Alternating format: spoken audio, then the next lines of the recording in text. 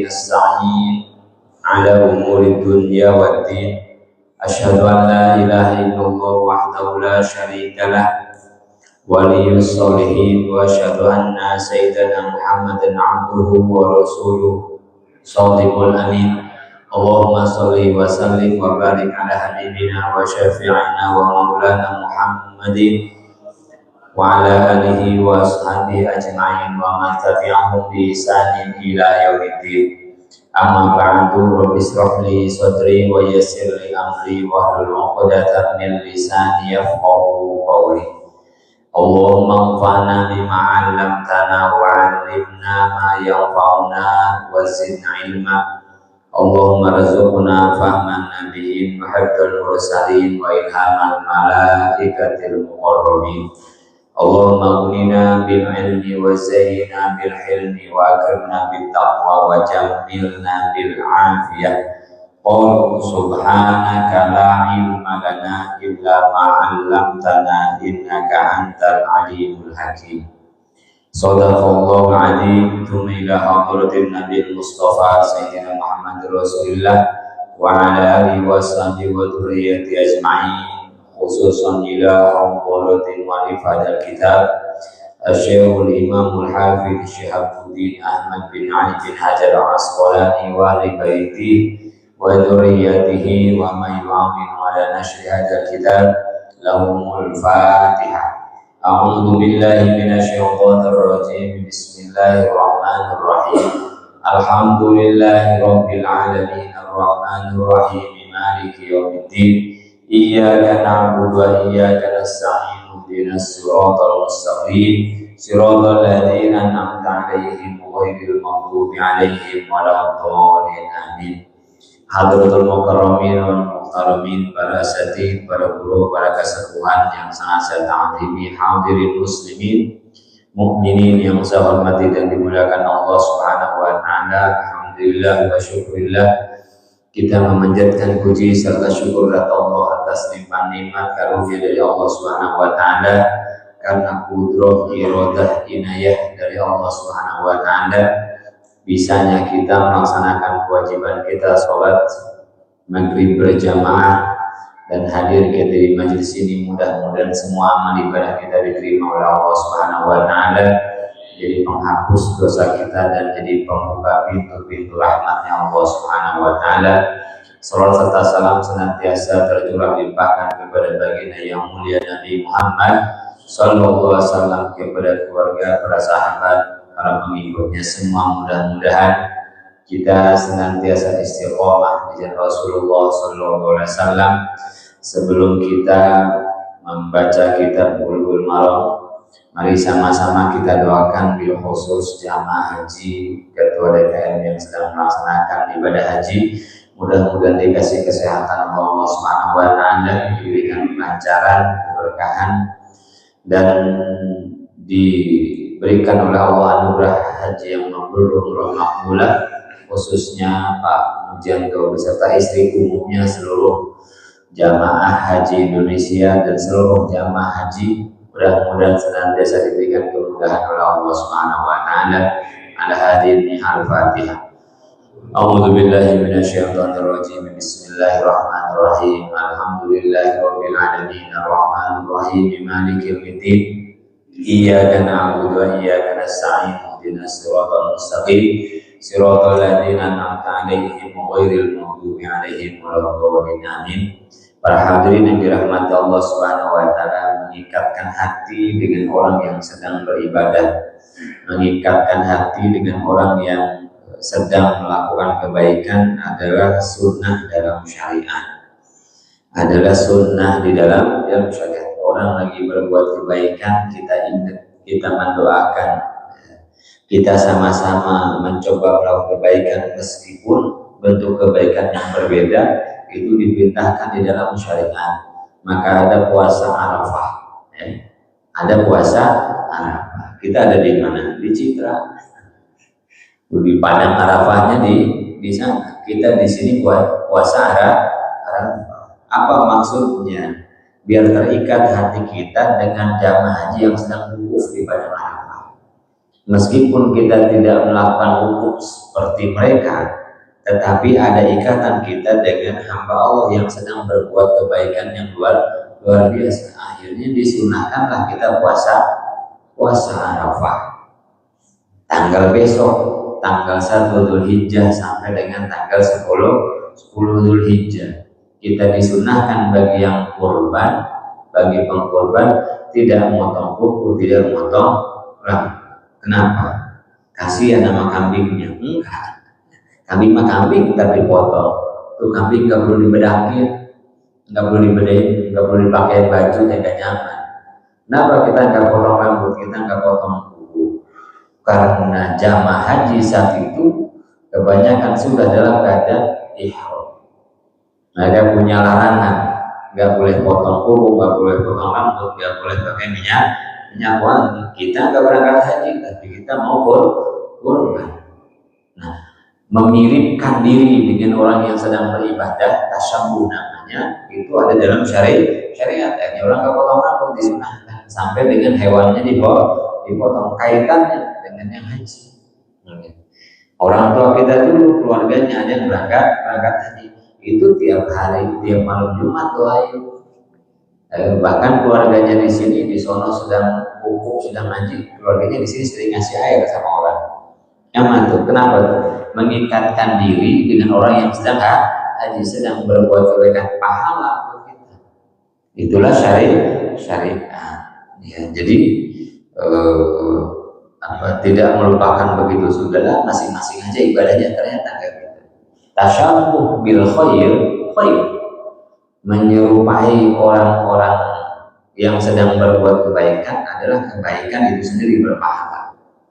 Maka apalagi kita besok masuk tanggal 1 sampai tanggal 10 yang sabda Rasulullah, ma min ayyamin al-amalu sholih fiha ahabbu ila Allah min hadhil ayyam, yani ayyamul ashr. Tidak ada hari-hari di mana amal-amal soleh paling dicintai oleh Allah Subhanahu wa Ta'ala dibandingkan dengan 10 hari-hari ini. Itu tanggal 1 sampai tanggal 10. Bahkan Allah mengukuhkan itu dalam Al-Quran, wal fajri wa layalin ashr, demi waktu fajar, wa layalin ashr, dan malam-malam yang 10. Dan Allah nggak bersumpah dengan sesuatu kecuali itu ada rahasia di situ, ada kebaikan di situ. Imam Ibnu Katsir mengatakan dan jumhur mufassirin ulama menafsirkan walayalin ashr adalah malam-malam 10 awal bulan Dzulhijjah. Jadi besok tanggal 1 itu luar biasa. Banyakin amal soleh deh. Yang puasa ya puasa sunnah. Ya. Kenapa? Itu amalan di situ paling dicintai oleh Allah Subhanahu wa Ta'ala. Yang zikir, yang baca Quran, yang beramal soleh apa saja, yang mulai baik mungkin kita belum bisa haji tahun ini, mungkin kita belum bisa korban tahun ini, tapi Allah memberikan kesempatan kepada kita. Itu kan adilnya Allah, itu maha adil dan maha kasih sayangnya Allah untuk yang belum haji tahun ini, untuk yang belum bisa korban tahun ini. Ya udah, tuh ada kesempatan beramal tanggal 1 sampai tanggal 10. Udah saya mau puasa aja deh. Ya. Udah saya mau menghatamin Quran aja deh. Saya mau baca zikir aja deh. Di hari-hari yang Allah khususkan gitu. Tanggal 1 sampai tanggal 10. Maka jangan sampai kita haji enggak, kurban enggak. Tanggal 1 sampai tanggal 10 pun biasa-biasa saja. Di mana kira-kira tempat kita kalau gitu? Allah sudah begitu maha adilnya kepada kita. Besok puasa, tanggal 1 puasa, 2 boleh, 3 istirahat dulu, 4 puasa lagi boleh, atau terus juga boleh. Sampai tanggal 8 Tarwiyah, sampai tanggal 9 puasa Arab, tanggal 10 yang Idul Adha. Jadi semua di hari Idul Aid itu bergembira. Ya, yang haji selesai wukuf, selesai Jumratul Aqabah, udah pakai baju biasa lagi. Tanggal 10. Yang kurban tanggal 10 motong hewan kurban tanggal 10. Yang nggak haji nggak motong, alhamdulillah bisa puasa tanggal 1 sampai tanggal 9. Akhirnya semuanya bergembira. Akhirnya semuanya senang. Jangan sampai haji kagak, kurban kagak, puasa kagak, ya. Sholat Id juga kagak. Ya. Ini kan artinya benar-benar kalau kita nggak dapat amal, nggak punya amal tuh ya jangan nyalahin siapa-siapa, itu kembali kepada kita. Ya. Jadi mudah-mudahan dengan keadaan kita bisa ibadah sesuai dengan keadaan kita, dan Allah nggak memaksain harus haji. Kalau nggak haji neraka, kan begitu. Kalau nggak bisa haji bisa kurban. Kalau nggak kurban neraka, enggak juga. Wah, itu udah begitu luas gitu agama. Udah begitu luas syariat Allah Subhanahu wa taala. Jadi ibadah. Teman-teman sampai rahmat Allah Subhanahu wa taala, kita akan lanjutkan membaca kitab Bulughul Maram. Hadis sampai hadis ke-19. Wa an Abi Bakr, dari Abu Bakar, salah satu sahabat radhiyallahu anhu, semoga Allah meridhai kepada Abu Bakar, annahu intaha ila Nabi wa huwa.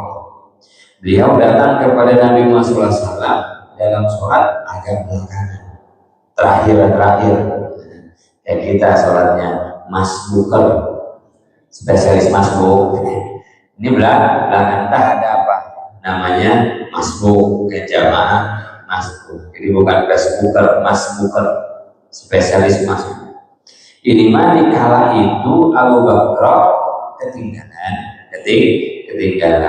Wa huwa raki'un, Rasulullah saat itu sedang dalam keadaan ruku. Jadi jemaah sudah ruku.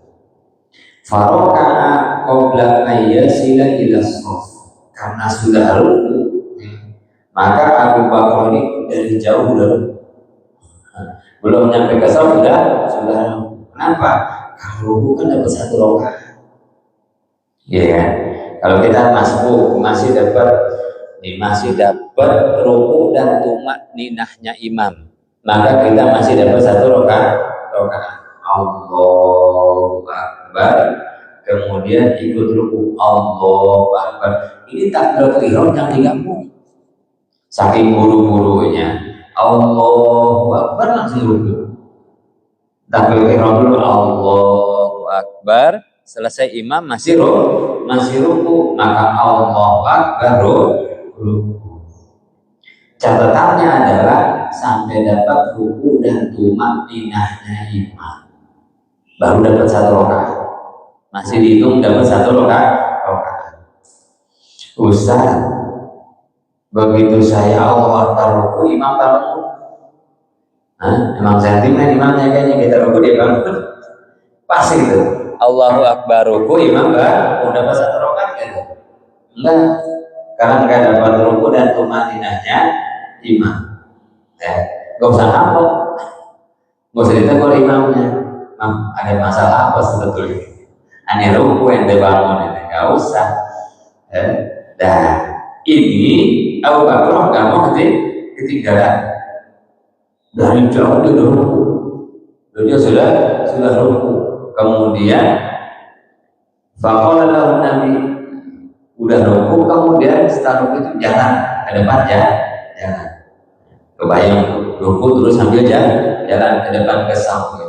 Ogah banget rugi. Dah selesai sholat, Nabi makan tahu.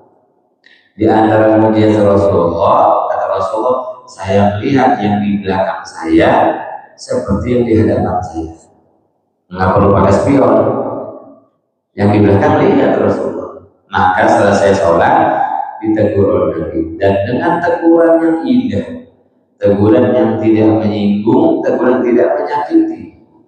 Apa kata Rasulullah? Zadakallahu hirsam, semoga Allah menambahkan kepadamu kemuliaan. Saking pengen sholat cepet-cepet sama Rasulullah, dipuji dulu oleh Nabi, dipuji dulu. Ya, semoga Allah menambahkan kau kemuliaan wahai Abu Bakar. Jadi ketika kita lihat orang berbuat salah, bisa jadi orang itu belum tahu. Ya. Bisa jadi orang itu sedang khilaf. Jangan langsung dicaci, langsung dimaki, tegur segala macam, nggak usah. Ya. Orang baru cek ini lobet ya.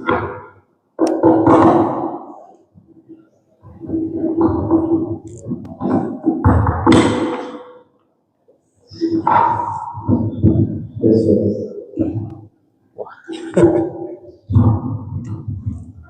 Ada ban serepnya. Orang berbuat salah itu, Pak, bisa jadi belum tahu. Bisa jadi belum tahu. Kemudian bisa jadi sedang khilaf. Yes. Bisa jadi sedang khilaf, lupa. Maka jangan buru-buru dimarahin. Ya. Lihat Rasulullah negurnya, zadakallahu hirsan, semoga Allah tambahkan kemuliaan kepadamu. Baru kata Nabi, wala ta'ud, jangan ulang lagi begitu. Ya. Artinya apa? Kalau keadaan seperti itu, nggak usah buru-buru, nggak usah lari-lari, ya. Masuk ke shop, sholatnya sesuai yang kita dapati imam dalam keadaan seperti apa. Kalau dapat 1 rakaat ya 1 rakaat. Kalau dapat tinggal tasyahud akhir ya tasyahud akhir. Ya. Nggak usah buru-buru. Karena nanti banyak kerusakannya kayak kemarin. Bahwa sholat jemaah itu kita jalan dengan pelan-pelan saja. Jalan dengan tenang. Jangan sampai ada orang yang tersakiti atau membahayakan diri kita sendiri. Biasa aja. Nyampe dapat pas rakaat yang kedua ya ikut. Ya Allah dapatnya pas tasahud akhir. Ya udah Allahu Akbar tasahud akhir udah. Sesantai itu. Dan jangan hitung-hitungan banget. Kayaknya udah rakaat terakhir nih. Telah tunggu ntar aja, nunggu salam. Nunggu di luar begini dulu, nunggu salam. Ogah rugi banget. Lagi. Ya. Jadi maksudnya kaifiat jamaah adalah kita ikut imam sesuai kita dapati imam. Nggak usah buru-buru, nggak usah. Atau kita sengaja udah telat nih, balik lagi lah ke rumah. Nggak usah. Nggak usah tasawuf akhir nih kayaknya malu nih kayaknya pun nggak usah. Imam sudah salam, di belakang masih ada yang sholat, ikut imam situ. Nggak ada ruginya. Kalaupun nyampe masjid udah pada sholat semua, tinggal ada orang sholat sunnah, makmum di belakang situ. Ketika kita tahu cara ya santai, yang lain nggak usah usir. Makanya telat mulu sih nggak usah. Ya, bikin orang kapok aja ke masjid. Iya, ada kadang-kadang masjid ini, Pak. Kan kita tahu ada yang sudah memang penghuni tetap, ya penghuni tetap masjid 5 waktu. Ada yang masih part time, kadang ke masjid, kadang kagak. Ya, ada yang baru belajar ke masjid. Buatlah nyaman buat semuanya. Bisa jadi ada orang di satu masjid baru hijrah, baru ke masjid, dia mah habis asar sholat aja. Dipikirnya ada qobliyah, pasti ada badiah nih, gitu kan, pakai logika. Ngaji kagak kan gitu. Oh Ustaz, lihat habis asar dia sholat lagi. Udah biarin aja dulu. Saya biarin sampai maghrib kita ngopi, baru dikasih tahu. Jangan langsung ditegur. Iya. Ini Maril, ada orang cerita sama saya nggak mau ke masjid lagi. Kenapa? Begitu pengurus DKM. Kenapa emang Pak? Saya udah belajar ke masjid, pas sampai ke masjid dikata gini, tumben ke masjid. Udah nggak ke masjid lagi saya. Ya jangan. Ada orang baru ke masjid, semasjid ngeliatin. Apa nih? Waduh, penghuni baru nih. Nggak usah, buat orangnya nyaman. Buat yang sudah biasa ke masjid, yang rombongan part time tadi ya, yang rombongan baru belajar ke masjid buat nyaman, sehingga semua senang ke masjid. Itu tugas siapa? Tugas kita yang sudah full time tadi, membuat nyaman orang. Dilihatin dari atas sampai bawah. Warga baru kayaknya ini udah lama Pak di RT 2? Enggak, di masjid warga baru. Enggak usah gitu juga ya. Kapok orang ke masjid ya. Anak-anak juga begitu. Tegur mah tegur. Tegur mah tegur biar dia tahu itu salah. Tapi nggak usah pakai kekerasan. Kalahnya pakai kesabaran. Terus aja, nah jangan gitu, nggak boleh gitu ya. Gitu lagi, udah besok tegur lagi. Gitu lagi, tegur lagi. Minimal anak-anak tahu itu tidak benar. Gitu. Ini cara ketika ketinggalan sholat.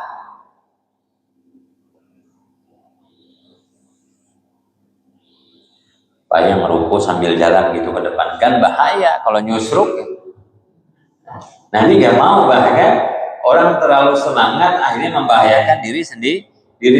Tapi nggak mau.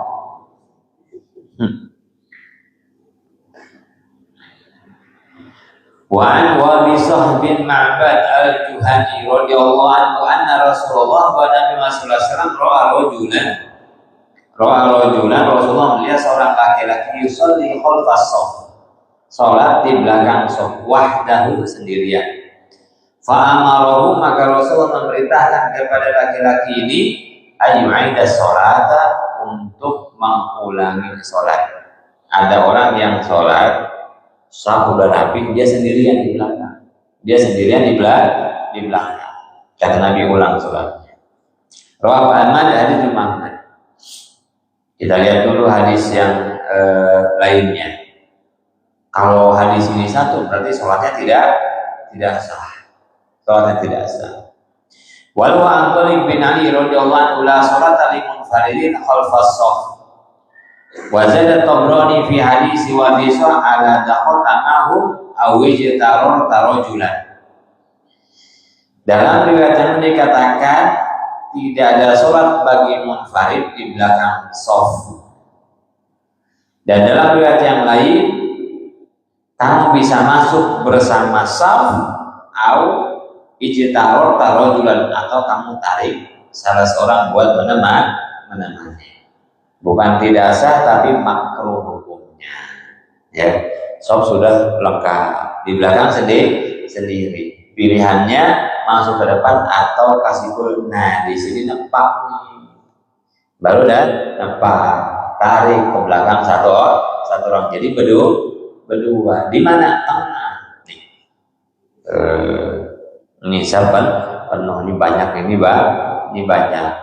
Orang banyak. Kemudian datang belakang sendiri, nggak ada teman.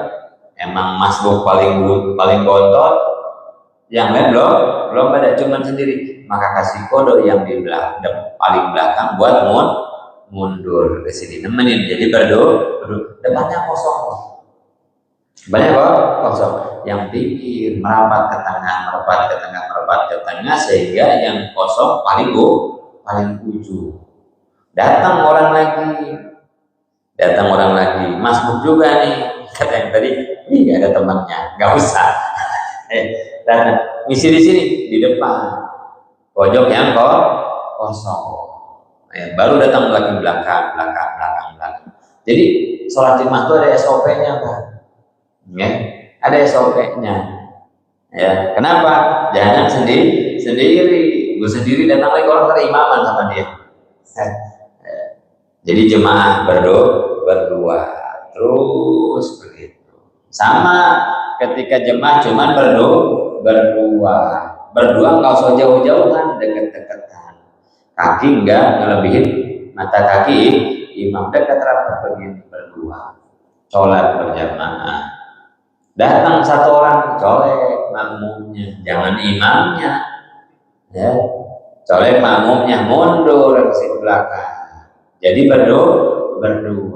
Tambah satu ke kanan, tambah satu ke kiri, terus seperti itu.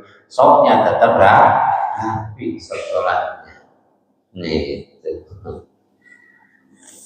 dicolek, nyolek balik. Kayak kelar sholatnya. Ya. Itu ada apaan sih? Ya bubar begitu mah. Udah tahu nih, oh belakang ada sendiri. Mundur kita pelan sampai sabar bareng. Itu. Di mana? Ini semua berlaku. Mau di Mekah, mau di mana begini caranya itulah enaknya Islam. Ya. Di mana saja sama.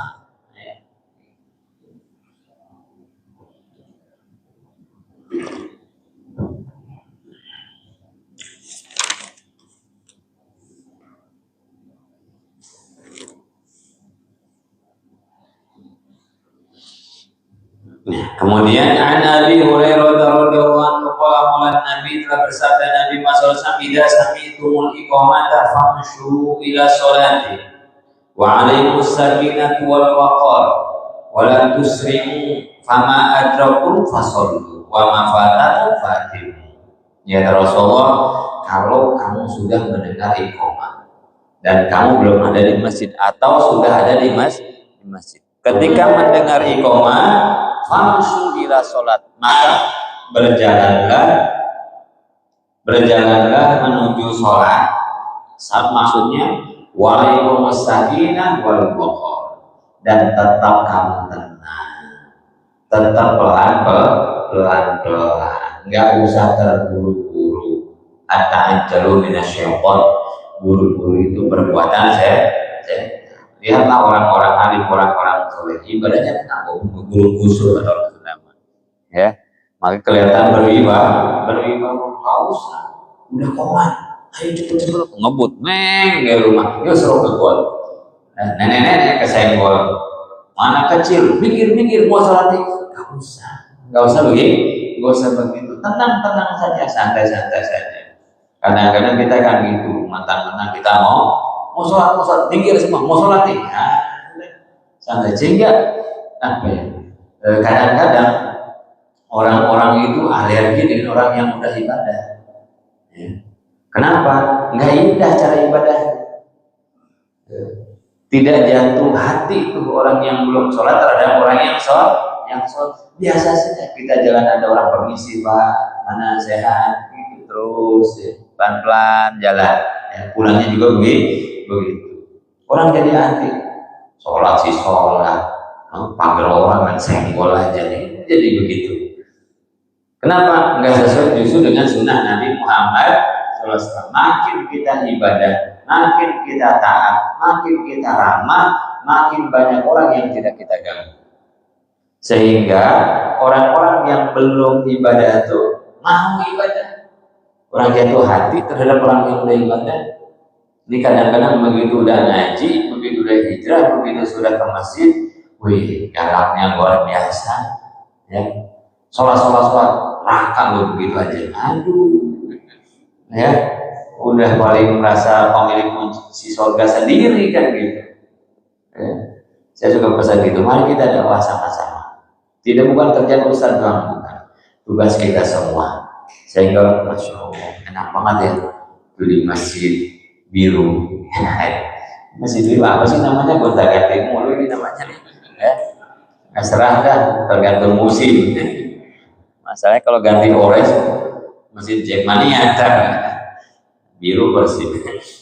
Jadi orang tuh ya Allah enak banget ya begitu waktu sholat ngabrik jalan dong ke masjid pelan-pelan, ketemu di tengah jalan, assalamualaikum, waalaikumsalam, ayo ke masjid, bubaran di masjid, menyebar lagi ke rumah masing-masing. Kata yang belum ke masjid, ya Allah amat ya. Begitu dari masjid mau kemana nih jemaah masjid rame-rame, salah satu jemaah sakit, kita mau tengok di sana. Ya orang mau ke masjid, ya. Jangan kita udah ke masjid merasa udah begitu keluar dari masjid lihat orang ahli neraka semua. Ya, itu masalahnya ya. Itu sehingga jatuh hati orang yang belum mau ibadah. Makin kita sholat, makin kita ngaji, makin kita lembut sama istri, makin kita lembut sama anak-anak. Saya suka wanti-wanti, awas ya. Maksudnya awas, hati-hati ya. Jangan kita pulang di masjid kemudian seluruh anggota rumah kita dimarahin. Ya, istri dimarahin, anak dimarahin. Kata anak istrinya, ini si papa makan apa sih di masjid, pulang marah-marah begini. Jangan. Pulang kita lebih tenang, pulang kita lebih santun, pulang kita lebih enak. Ada tukang gorengan, pulang dari masjid beli gorengan, bawa gorengan luar biasa. Sering-sering aja Pak ke masjid gitu. Kan begitu. Saya pernah ngaji dulu kan jauh dari Cikupa ke Grendeng. Di sana ada Habib Hussein Al-Aktos. Nah, kakak saya ngaji di sana ke Grendeng, sudah Tangerang. Saya ingat kalau pulang gitu suka bawa jagung rebus. Nah, jagung rebus. Enak bener kan.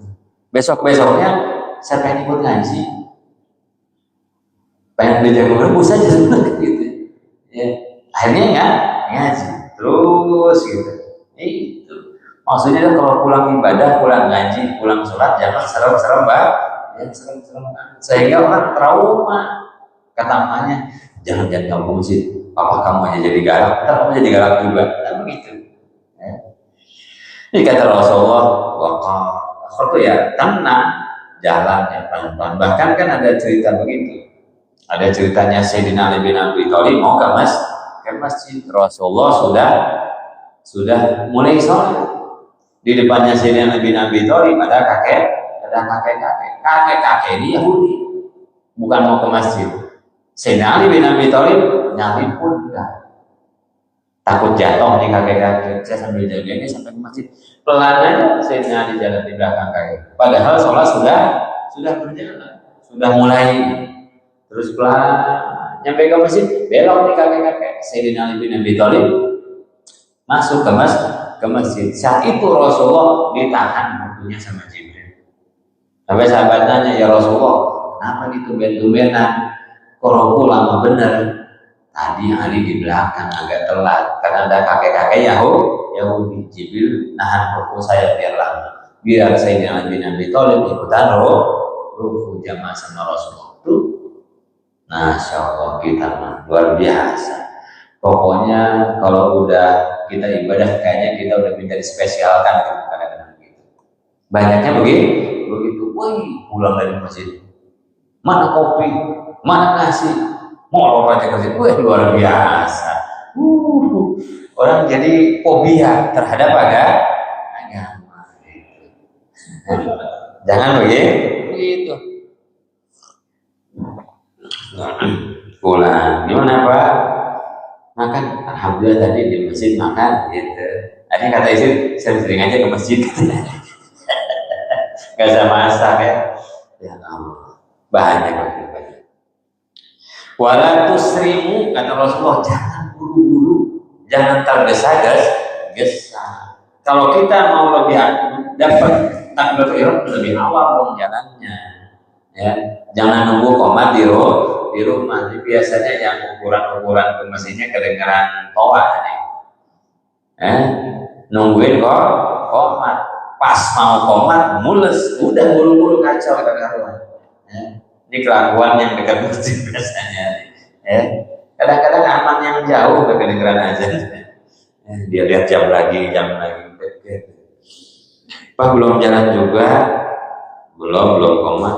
Ustaz imamnya juga belum ada.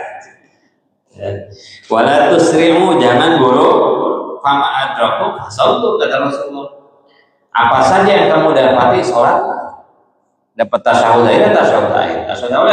awal, sujud ya sujud, imam sudah Allahu Akbar, terus kemudian ikut dengan ini.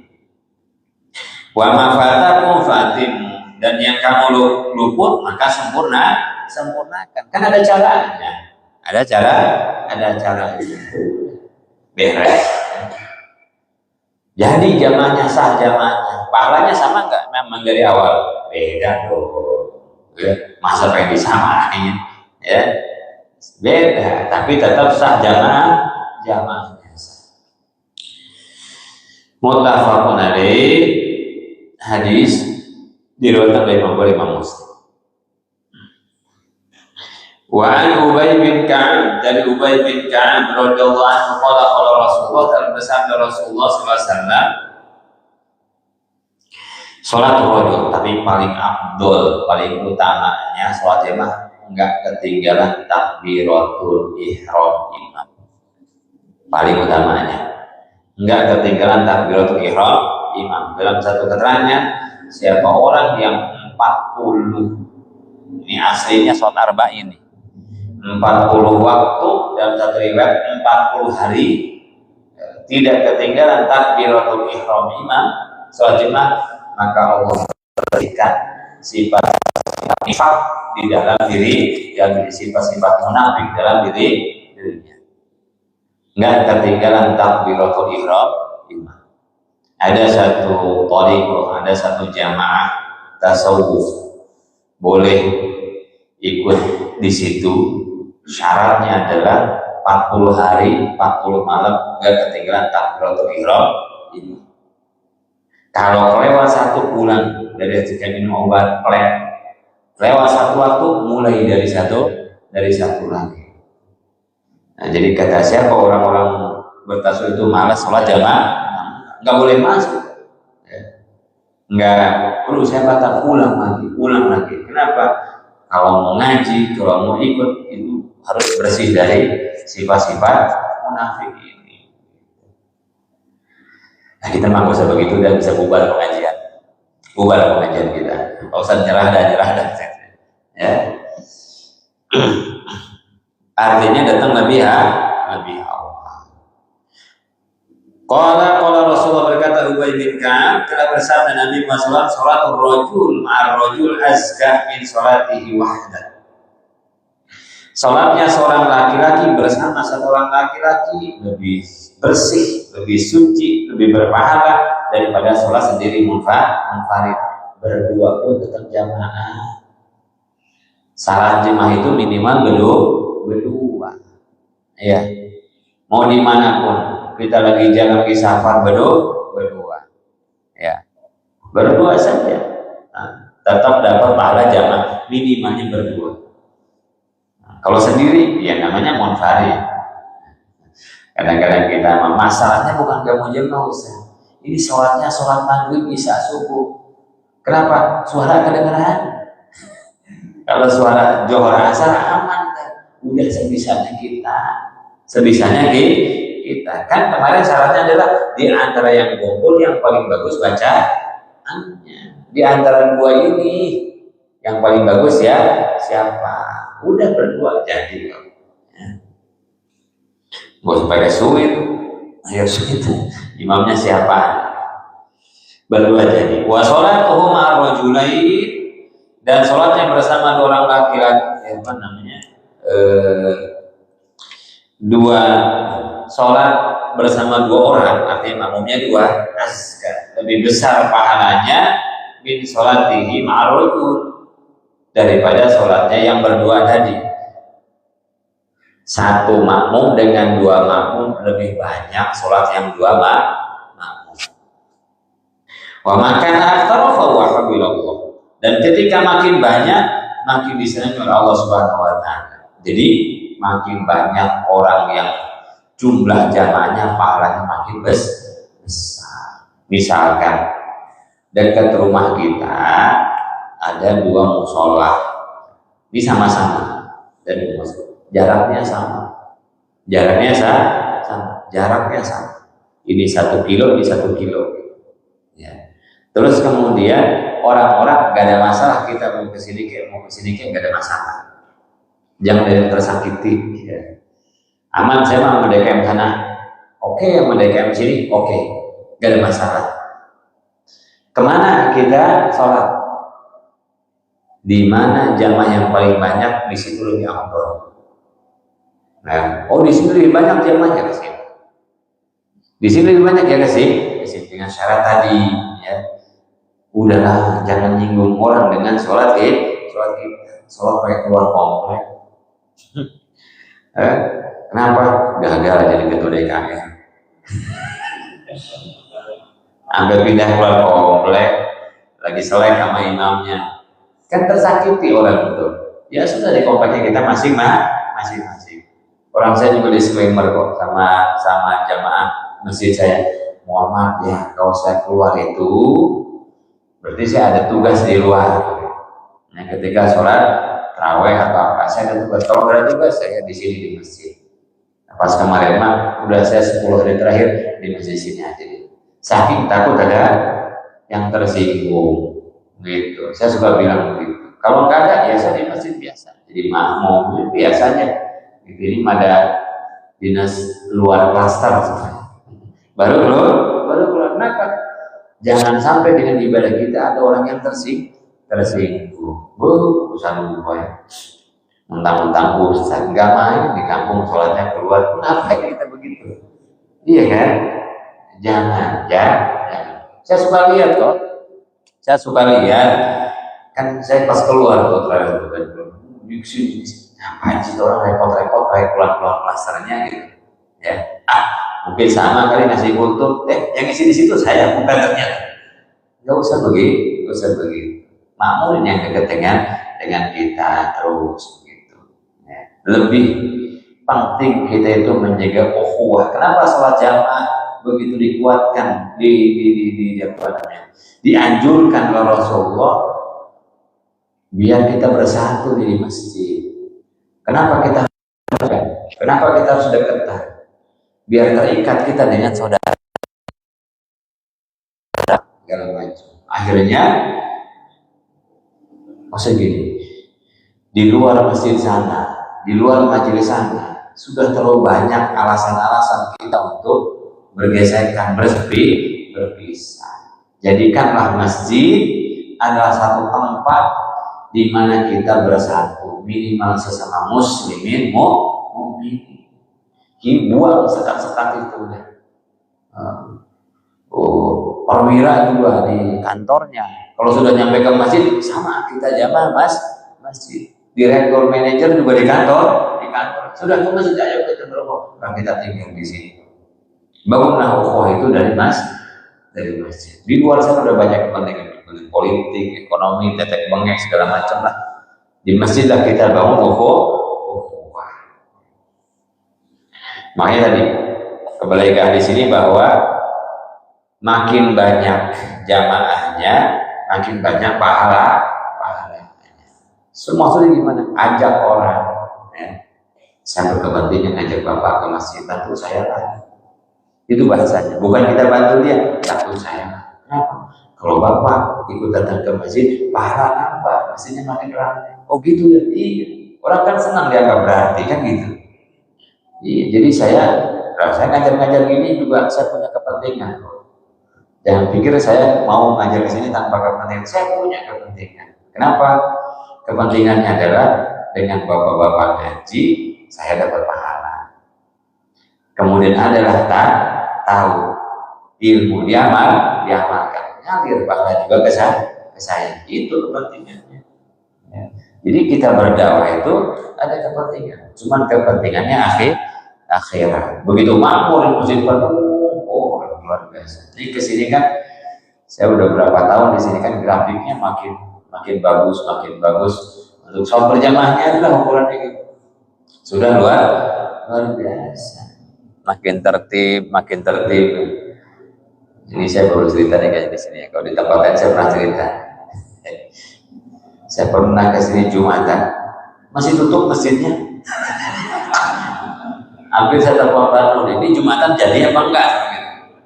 Udah lama. Rapi, nafas rapi. Ya belum ada orang ini. Ini Jumatan jadi apa enggak? Udah itu dulu. Cerita aja, seru-seruan aja. Saya lagi khotbah, tapi ini dulu ya. Dulu udah enggak terjadi sekarang. Dulu ya, sekarang udah enggak. Saya lagi khotbah. Tepat mobil saya di sana parkir. Ya, ada orang parkir motor di pinggir mobil. Itu bocah setang motor ke mobil jeduk jeduk, aduh makin kesini makin rapi. Alhamdulillah kita seru-seruan aja lah ya.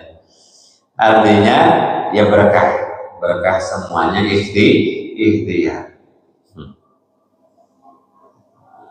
Rawahu Abu Dawud dari Imam Abu Dawud dan Imam An-Nasa'i Ibnu Hibban, dan disahkan. Artinya mari makmurkan masjid. Kepentingan kita adalah makin banyak jamaah sholatnya, makin besar pahala.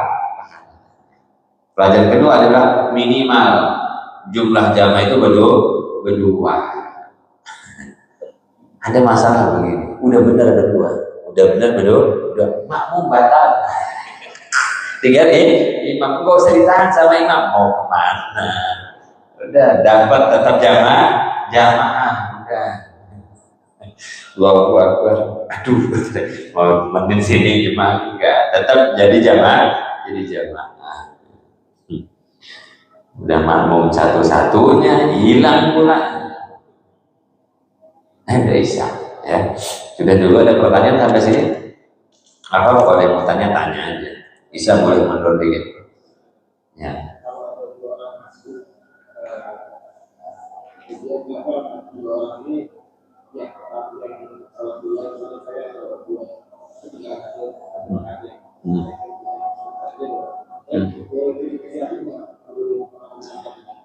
Oh, kita masuk imam satu udah selesai. Sedikit pendapat yang seperti itu. Ya, sedikit pendapat yang artinya dua orang ini satu inisiatif mundur jadi makmum lagi. Sedikit pendapat seperti itu. Yang masyhur adalah selesai masing-masing aja. Nah, yang masyhur, pendapat yang masyhur adalah selesaikan masing-masing saja. Nggak usah satu mundur ke belakang, kemudian imaman lagi, nggak usah. Kita sudah dapat jamaah, tinggal selesaikan. Tadi kata Rasulullah, apa yang luput sempurnakan masing-masing. Begitu. Ya. Kalau kita masih lihat-lihat di banyak tempat itu sedikit yang berpendapat seperti itu. Jadi selesai imam di depan, udah sempurnakan masing-masing saja. Ada lagi? Ya. Umumnya gini, pas kita nyolek imam, terus ada tuh dia lagi melakukan apa?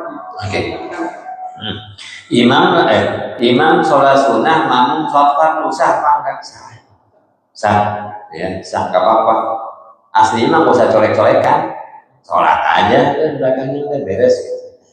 Jadi berbeda niat antara imam dengan makmum, sah sholat. Pas 2 rakaat, dia salam, bukan bilang dari tadi. Udah nggak apa-apa, terusin aja, sah. Nggak apa-apa. Ada lagi? Ya. Kalau perjalanan nanti dari berbuat, bukan itu gimana? Ya, sholatnya sah, cuman maksiat. Ya. Misalkan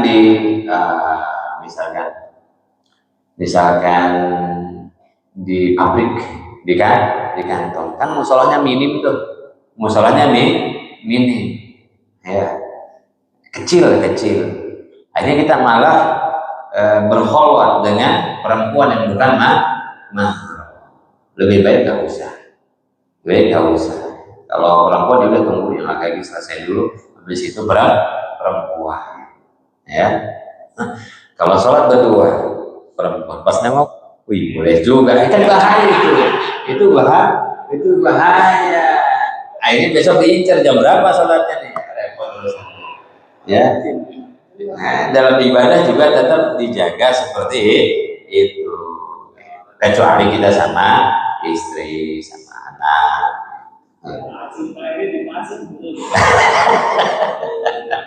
Pesannya bener banget ya. Sholat berdua, habis itu ngajarin ngaji, pacaran begitu. Itu dosa semua itu. Nah, di kos-kosan berdua dosa semua itu. Nggak bener. Ya. Ada lagi.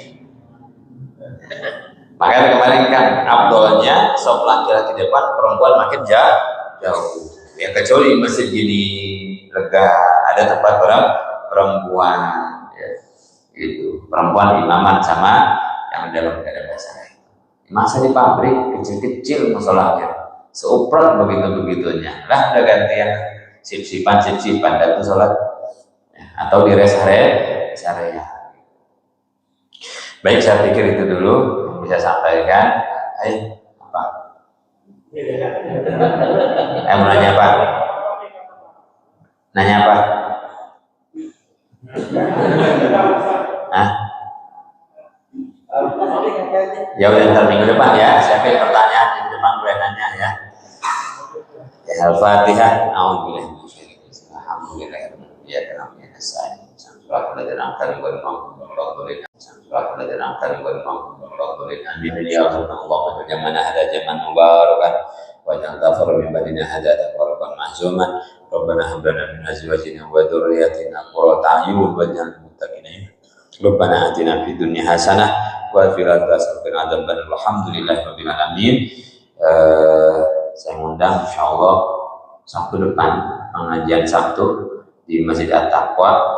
Itu ada guru dari Yaman, dari Hadramaut, itu Syekh Sami Al-Kuhali. Ada waktu sholat di sini, silahkan ke At-Taqwa. Kalau nggak ada halangan, kajian rutin hari Sabtu besok yang khusus Syekh Sami Al-Kuhali, pakar fikih tahawulat. Nggak tahu menyampaikan apa, kebetulan beliau sedang ada di Jakarta. Sempat nggak ke Citra sekali, sempat Sabtu besok, mungkin suatu saat pada tamu dari luar ke Masjid Al-Qurban juga boleh. Ya, penting karanya jangan karang. Kurang lebih mohon maaf. Subhanallah, jika syahadu la ilaha illallah, assalamualaikum warahmatullahi wabarakatuh.